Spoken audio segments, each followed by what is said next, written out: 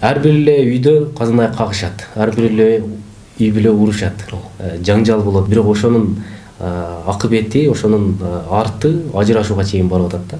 Негизи ушул уруш жаңжалдын Кыргызстандагы дээрлик басымдуулугу эмненин себептен болуп атат деп ойлойсуз?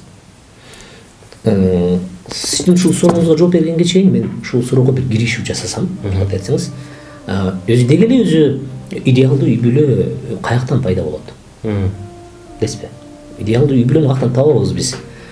Бир эгерде биз үй бүлө жөнүндө жакшылап түшүнүп, үй бүлөнүн өзүнө тийиштүү болгон милдеттерди аткармайынча, биз кайрадан ошол үй бүлөнүн аркасынан келген идеалдуу үй бүлөнү түзүшүбүз мүмкүн эмес да. Туурабы?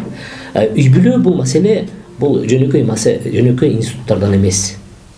Бул Кудай астындагы болгон, мындайча айтканда, бири-бирине болгон жеке ыктыярдын аркасында, ар биринин жекече экинчи тарапка болгон макулдугунун негизинде чоң убаданын аркасында кол кармашкан эки адамдын эмнеси болот? Союзу болот. Биргелешкен ынтымагы болот. Биз жогору жакта айттык, мына ушул эң алгачкы коомду тургузган эмне пайдубалдын ташы дедик. Эгерде мына ошол пайдубал, эгерде ошол баш кошуп аткан эки адам жакшы болсо, эки адам таза болсо, эки адам бири-биринин урматын, бири-биринин укугун, бири-биринин аброюн, абийирин өз ордуна койсо, анда ошол жерден, ошол экөөнүн ортосунан ошондой болгон адамдар чыгат. Туурабы? Алардан чыккан дагы бир ошондой, биз айтпадык, үй бүлө бул коомдун эң алгачкы эмнеси деп, мындай айтканда, уюткусу деп. Бул уюткудан туруп келип туруп, анан кийин үй бүлөдөн ким курулат дегенде, таза коом курулат. Эгерде таза коом курулган болсо, анда таза өлкө курулат. Эгерде таза өлкө курулган болсо, анда таза чөйрөк курулат. Туурабы? Мына ошондуктан биринчи үй бүлөнү биз кайдыгер карап туруп, анан анын кайдыгерлерин, ага болгон кайдыгерликтин артынан үлгүлүү болгон үй бүлөнү күтпөй эле коюшубуз керек. Бул мындайча айтканда арифметикалык эле эсеп. Арифметикалык эсеп. Бирден бирди алып койсоңчу дегенде ал 0 болот. Мына ошондой эле маселеде келген учурда биз билишибиз керек. Бүгүнкү күндөгү ошол үй бүлө ичиндеги болгон эркектей болгон жоопкерчилигин сезбесе, аялдай болгон өзүнүн жоопкерчилигин сезбесе, же эркектей болуп өз укугун билбесе, же аялдай болуп өз укугун билбеген болсо, анда алардын артынан ким келиши мүмкүн? Туурабы?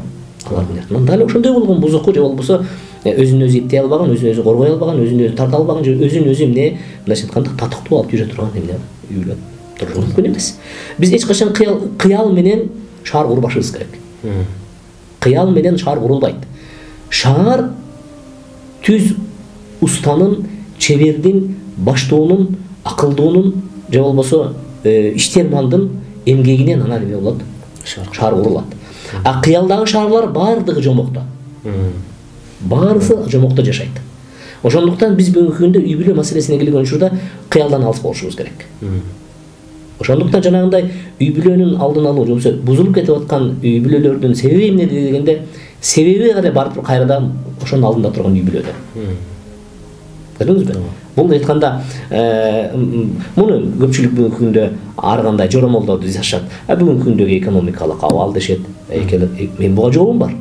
Анда биздин 30-жылдарда, 20-жылдарда, 25-жылдарда, мындан 100 жыл мурда бул ата-энелерибиздин экономикалык акыбалы кандай болгон десек, эшиктин астына байлап койгон бир уй менен эле бир жылкыны же бир бенин сабы чыгып отуруп эле 10дон 8ден баланы чоңойтушкан эле. Эмне үчүн алар экономикалык көйгөйгө калтырбастан келип туруп бүгүнкү күндө эмне? Биз бардык нерсени экономикага байлашыбыз керек. Бул биринчиден. Экинчиден, бүгүнкү күндө биз жетиштик деп атабыз. Кечээ күнүнөн бери мен өзүмдөн аталаш бир байке менен отуруп калсам айтат, иңин билесиңби дейт. Эмне десем, биз жетиштик деп атып, ар бир балабызга бирден бөлмө курганга, ар бирине биз өзүнчө бир бөлмөдөн жасап койгонго жетишип, бул ийгиликке жеттик деп ар бир бөлмөнү бөлүп, ар бир бөлмөгө бирден жайгаштырып койгон менен кайрадан биз өзүбүздүн киндигибиз, өзүбүздүн курсагыбыздан же өзүбүздүн боорубуздан бүткөн балдардын бардыгын кайра бири-бирине болгон сезимди өлтүрүп салат, жок кылып коет экенбиз дейт. Мындай чын ойлонуп карап көрсөм, биз чындап эле кайсы бир деңгээлде, мен жогору жакта айтпадымбы, бул материалдык баалуулук, материалдык дөөлөт бул бактылуулуктун бир жак чети да. Болгондо дагы эң, мындайча айтканда, эң акыркы бир себептеринен бири. алгачкы себепке кирбейт.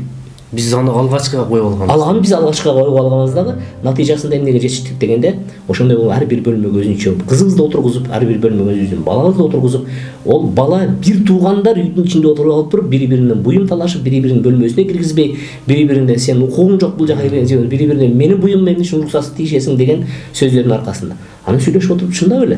Мурда биз бир туугандар эмес, эки бир туугандардын балдары биригип алып туруп, бир төшөктүн, бир көрпөнүн ичинде жатып, бири-бирибиз менен не жомок айтышып, бири-бирибиз менен сыр алмашып, бири-бирибизге болгон нерсени айтып берип, бири-бирибиздин көйгөйүбүздү, бири-бирибиздеги болгон кемчиликтерди, бири-бирибизде болгон артыкчылыктарды биз бири-бирибизден көрүп эмне болот элек? Анан өсүш элек.